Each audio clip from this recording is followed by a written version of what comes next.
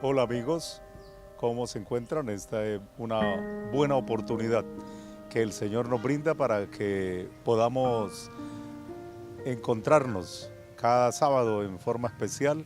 La Iglesia Adventista de Cañaveral quiere compartir con ustedes ideas que fortalecerán el estudio de la Sagrada Escritura a través de esta síntesis que les presentaremos como repaso de la lección. Buscad a Jehová es el tema especial del libro de Amós.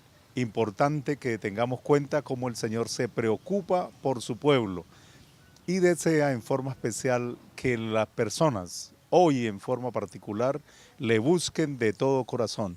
Esa es la invitación especial de la Iglesia Adventista en esta oportunidad. La insistencia del Señor, buscad a Jehová y vivid, así lo plantea Amós 5:6. Conocen ustedes muy bien que para que haya un profeta verdadero, el profeta se interesa en forma especial por transmitir un mensaje de arrepentimiento. Y eso es lo que el libro de Amós hace. Otros profetas, otros hombres de Dios en forma especial y también Jesucristo, buscaba que las personas lograran arrepentirse para que buscaran al Señor en mensajes clarísimos de cada uno de ellos. Como siervo de Dios, el Señor Jesucristo buscaba llegarle a las mentes de las personas con mensajes claros. De la misma forma, Amós le recuerda al pueblo el pacto que hizo con Jehová. Importante que tengamos cuenta que cada uno de nosotros ha hecho un pacto con el Señor y que debemos buscar del libro de Amós esa reflexión particular, recordar el pacto que hemos hecho con Él. Así que la insistencia, el Señor ruega, por favor, busquen a Jehová para que de esa manera puedan vivir. De lo contrario, vendría una condenación. Buscad a Jehová y vivid, repite Amós continuamente. De modo que el juicio divino, si no se arrepentían, los barrería. Nada quedará. Todos los centros de falsa adoración serán destruidos y los adoradores corruptos irán al exilio. Esa es toda el énfasis que hace el libro de Amós en el capítulo 5. Pero la invitación especial que Dios hace a su pueblo hoy en forma especial es busquemos al Señor para que podamos vivir. Naturalmente en esa búsqueda se requiere una reflexión. ¿Cuáles son las palabras? ¿Cuáles son los pensamientos? ¿Cuáles son las acciones que realizamos de continuo?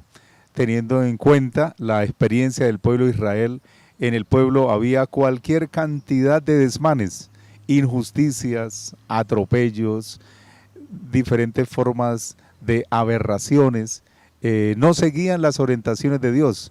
Por eso el Señor se preocupa tanto, a tal punto de él buscar la manera, así como lo dice el escritor en la inducción de la lección. Dios suplicó a su pueblo que dejara a un lado sus pecados y regresara a él, porque es la única verdadera fuente de vida.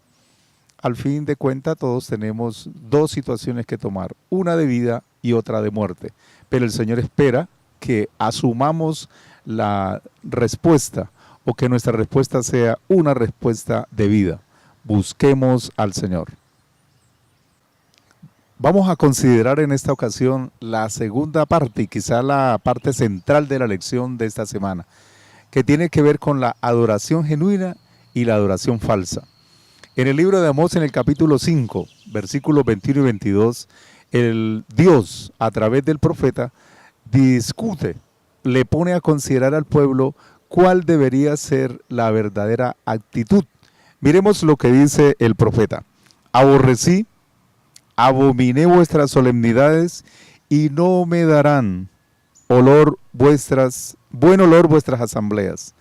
Aunque me ofrezcáis holocaustos y vuestros presentes, no los aceptaré, ni miraré a las ofrendas de paz de vuestros animales engordados.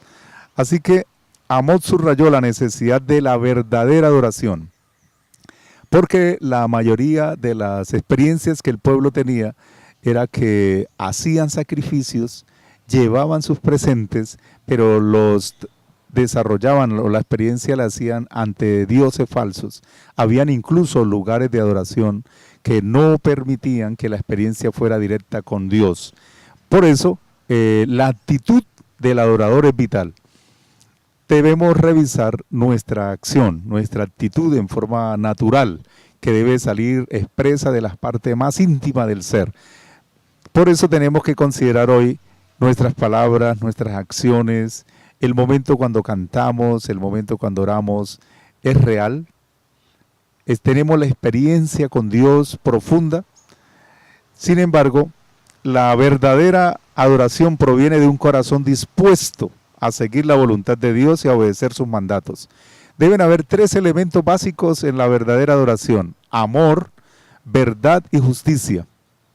Cada vez que nosotros tengamos ese recogimiento en la iglesia, cada vez que se nos invite en el culto familiar a adorar al Señor, deberá cada uno experimentar esos 3 elementos: amor, verdad y justicia, para que podamos tener tranquilidad, que esa es la verdadera adoración. El pueblo de Israel no tenía esa experiencia, por tanto el profeta les aconseja, les dicen: buscad a Jehová y vivir.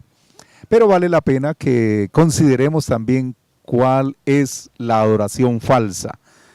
La adoración falsa es motivada en forma especial por situaciones particulares del ser humano. Dios orienta la verdadera adoración, sin embargo el hombre busca congraciarse con el hombre.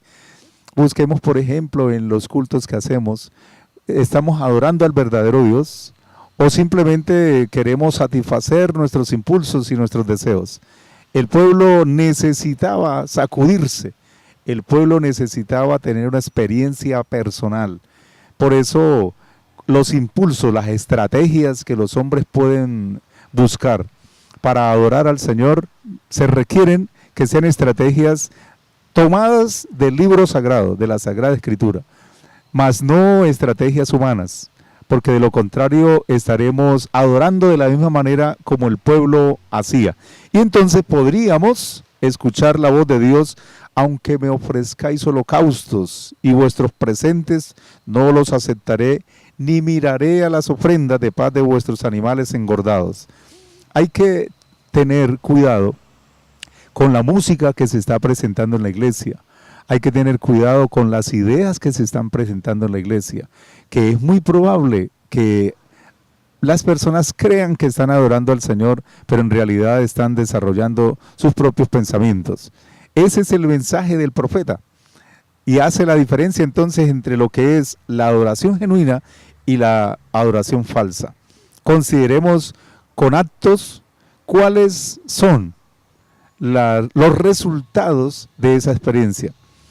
Con actos dramáticos, por medio de un anónimo hombre de Dios, el Señor trató de evitar que Jeroboam llevara a cabo este servicio pervertido, pero fue en vano. En el pueblo de Israel habían experiencias malsanas que el Señor quería cortar de raíz. Consideremos lo último, la última partecita de esta sección. El versículo 15 del capítulo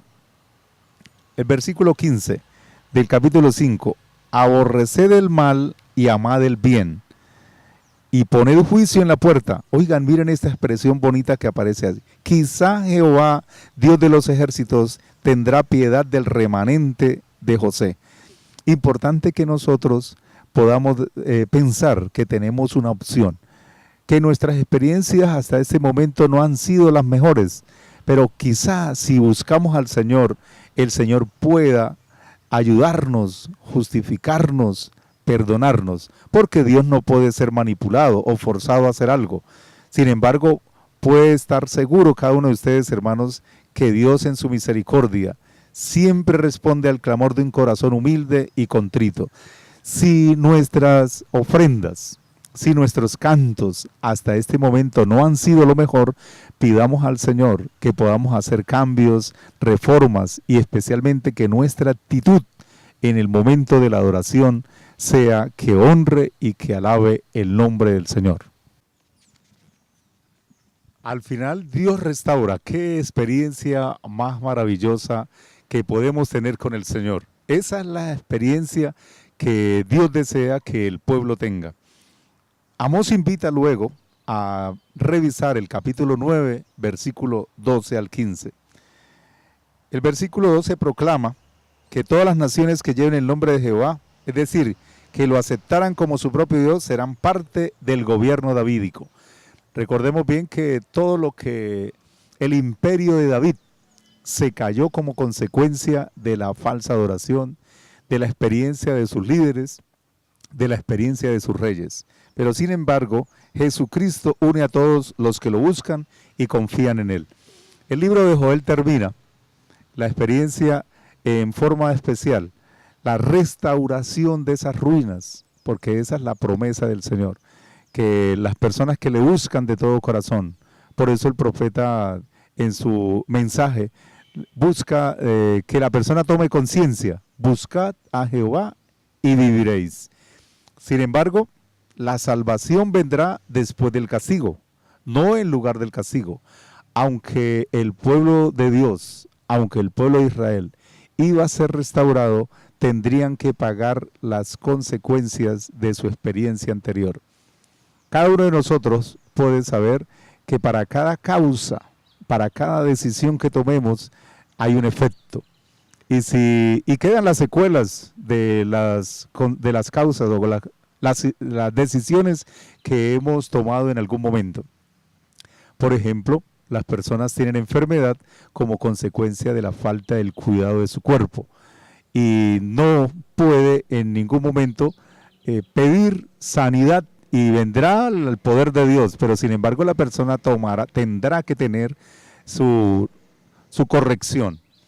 Los profetas no enseñaron que Dios castiga por castigar, sino que siempre llama a la redención. Aunque el exilio era inminente en el pueblo de Israel, Dios los animó con la promesa de la restauración a su tierra. Y esa es la esperanza para el pueblo de Dios hoy. Aunque estemos con dificultades, aunque nuestras experiencias han sido y son contrarias a Dios, si le buscamos de todo corazón, si hacemos los correctivos que se requieren, el Señor entonces no nos dejará sin su recompensa. Las promesas de Dios se cumplen y entonces vendrá la restauración, que es la confianza que cada uno de nosotros tenemos en la misericordia del Señor. Que el Señor les bendiga y que haya sido de provecho estas ideas que hemos compartido con ustedes en esta oportunidad.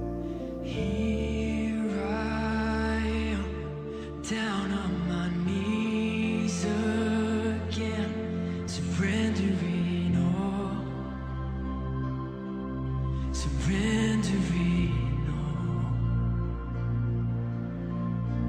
and